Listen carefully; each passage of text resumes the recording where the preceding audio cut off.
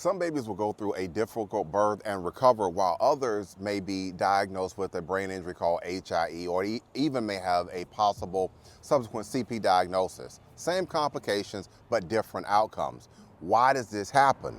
One of the biggest reasons is this can come down to something called your baby's fetal reserves, and that's what we're going to talk about today. Fetal reserves are the oxygen and nutrients a baby has stored to handle the stress of labor. If a baby has enough reserves, their body might be able to manage the challenges of a difficult delivery without lasting harm. But if those reserves are already low, or even a short period of distress can cause serious injury if the reserves are already low. Some babies can start labor with strong reserves. They may experience oxygen deprivation for a moment, but still recover. Others begin labor at a disadvantage because their reserves might have been already depleted. And this can happen for a few reasons. So for example, you can have problems with the placenta.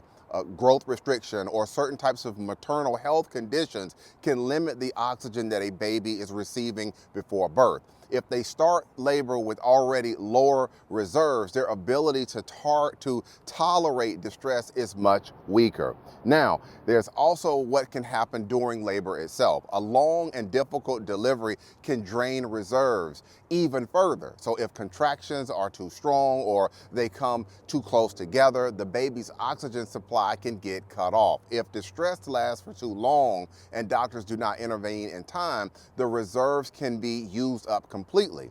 When that happens, the brain can no longer get the oxygen that it needs to be able to function. And that's when you can have an HIE injury that can occur. This is why you can have two babies that can go through the same complications and sometimes have two totally different outcomes. One baby may have had just enough reserves left to make it through without brain damage, and another baby with little to no reserves left, they may suffer an injury because their brain had no backup supply of oxygen when it needed it most. If your baby had a difficult birth and now has developmental delays or seizures or other types of concerns, but no one has explained why, it may be time for you to ask more questions, or you can even get a second opinion if you feel that that is warranted in your baby's situation.